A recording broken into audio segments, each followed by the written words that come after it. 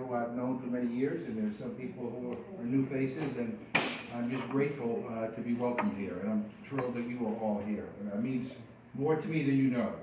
And I, as was mentioned, even though I haven't changed, I still look as young as I did when I first got elected. I've been in Congress now for 22 years, and I've watched this community grow in voice and in influence.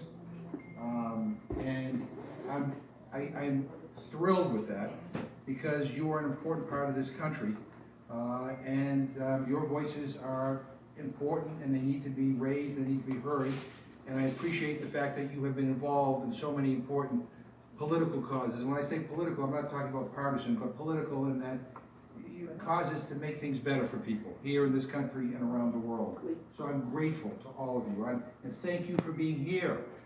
Look, I have to be honest with you. I am, today I feel like my head's about to explode after what has gone on in Washington during this last week. And I think it is important for this community in particular to be concerned about what happened in the Supreme Court. Because quite frankly, in all the madness going on in Washington, the courts have been kind of our savior. They've actually been the voice of reason. Basically standing up against the president's anti-immigrant policies, his anti-Muslim policies. The courts have actually raised their voices in a positive way. I worry now because the highest court in the land is now filled or stacked with people who I don't think we can count on to be allies. True. And I am really, really concerned about that. I'm heartsick over it. On so many issues involving civil rights and human rights and the rights of workers and protecting people's health care rights and environmental protection. I go right down the list. And so look, I mean, it happened. And I always tell people elections have consequences. I know everybody, I was at an event that you guys did for Hillary. You knew what the consequences would be. You stood up and you pushed back, but not everybody in this country did. And I thought, how bad can it be? Well, it's worse than I thought it would be. And the bottom line is elections have consequences. And the consequences of the last election is that this president is getting to stack the Supreme Court. I saw Ruth Bader Ginsburg a couple of weeks ago in the hallway, and I went up to her and said, make sure you get your flu shot, because I need you to last these next 2 years. I need you to be strong. We can't afford to lose anybody else on the court. But at this moment, the only check that we can possibly have on this president is Congress. And right now, under the Republicans in both the House and the Senate, Congress isn't a check. It is complicit. It is people are afraid of them. They're afraid to stand up. And so we have to win the House back at a minimum. And I think we have a good shot at it. Now, I'm listening to the pundits, as a lot of you probably do too. We all watch too much TV, right? But they're all saying, well, the mood now is swinging back to the Republicans because, men are angry over the Kavanaugh hearings. As if, this whole Me Too movement was basically to convince us that men are victims. No, it's women have been victims in this country. Women have been mistreated. And we all have known that women have been harassed for as long as we can remember, but I think people are now realizing the sexual assault against women is much greater than people anticipated. But for the president to turn that around the way he did, to mock in a rally, to mock a woman who said that she was sexually assaulted, to make fun of her, and to have people behind him cheer, it's just something that makes me sick. And I believe in the goodness of the people of this country. I believe in the goodness of everybody in this room, and people in this community, people are good, right? I don't think people buy into this nastiness, into this negativeness. I think most people celebrate our immigrant community in this country. And we have a president who wants to build walls and lower the refugee admittance in this country. I used to think that if the United States stands for anything, we stood out loud and foursquare for human rights. That when people were persecuted, when people were fleeing violence, that this was a place that people could come and be welcomed. And when, we talk about refugees, those are people fleeing violence and unrest, right? That we're no longer going to be a safe haven for them? That goes against our values. That goes against everything that makes this country great. Trump says he wants to make America great again. America's great. I want to make America good again. Where we actually care about one another, respect one another. And the anti-Muslim rhetoric during the campaign and after he got elected is unconscionable. I mean, I've had people in my district call me because they were getting threatening phone calls at their homes, or their kids were being harassed in school.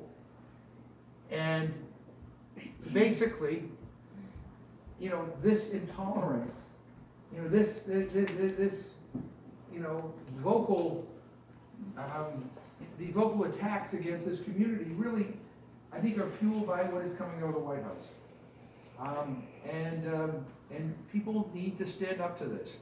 And I'm happy to stick around and talk about whatever people want to talk about, but I just want to say this.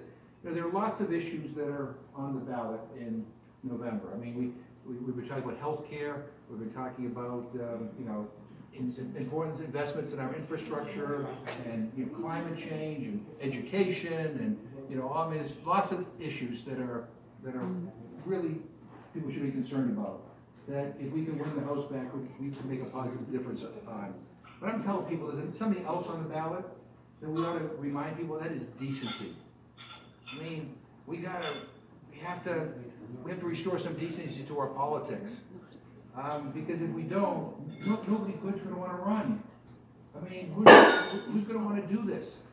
Right? I mean, nobody's going to want to do this. And we should be able to disagree. I tell people all the time, my first political experience in Washington, I was an intern for George McGovern from South Dakota, right? A big liberal from South Dakota, a great guy, great last name. A man who fought against the war in Vietnam, who was for equality and respect and all the good things. And one of his best friends was Barry Goldwater, big Republican conservative from Arizona. And they would fight about issues on the Senate floor. McGovern wanted to shrink the defense budget, Goldwater wanted to increase it. But they got along, and they respected one another. And if somebody would call George McGovern for a comment about Barry Goldwater, because he was up for re-election, McGovern would say, I respect him, I just disagree with him on the issue. That respect is gone in our politics. And if we can't respect one another, even people we disagree with, then we're not going to be able to work together and negotiate solutions. I mean, we are becoming so polarized that nothing can get done. And so we need to restore some decency. That doesn't mean you sell your convictions. There's some things I can't compromise on. But that doesn't mean I can't talk to people or try to convince them to come to my side. And that doesn't mean if you disagree with me that you are evil and awful. And, I've been called more things in this campaign trail this season than I've ever been called before. I was on a radio show and somebody said, your opponent says you're a well-known socialist. I said, really? I said, well, I must be moderating, because my last opponent said I was a well-known communist. So, but that's the nice things that people are saying. I've been called a traitor to this country. We've gotten threats to my office where we've got to call the FBI, because if you look at my social media, the comments are like off the chart. My 17-year-old daughter will not read them. Won't go on my webpage anymore because it bothers her so much. We've got to figure out a way to do this better. And the first thing is we have to come to the acceptance that everybody in this country is important, and everybody is valued, and we have to break down these stereotypes. We have to fight against these prejudices and all this negativity and all these distortions, and we have to start behaving like we are a unified community in the country.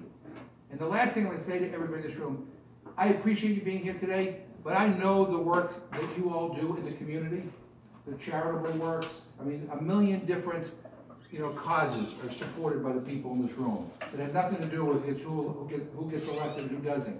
And I just want you to know, as somebody who represents this community and who, is your congressman, I appreciate that. because your act of kindnesses and your generosity have uplifted the lives of so many people. And I just want you to know some of us appreciate it.